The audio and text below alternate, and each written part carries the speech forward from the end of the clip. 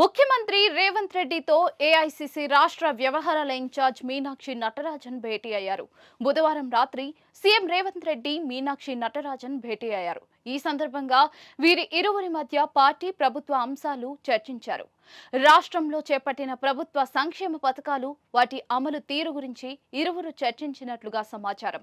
Party నాయకుల ద్వారా సేకరించిన అభిప్రాయాలు, సూచనలు, సలహాలను సీఎం రేవంత్ రెడ్డికి ఆమె తెలిపినట్లుగా సమాచారం. కులగణన దేశ వ్యాప్తంగా తెలంగాణ ఆదర్శం కావడంతో దాని కొనసాగింపుగా ఏం చేయాలనే దానిపై కూడా చర్చించినట్లుగా తెలిసింది. స్థానిక సంస్థల ఎన్నికల్లో బీసీలకు 42% రిజర్వేషన్లపై ప్రభుత్వ పరంగా, పార్టీ పరంగా వ్యవహరించాల్సిన తీరుపై డిస్కస్ చేసినట్లుగా తెలుస్తోంది.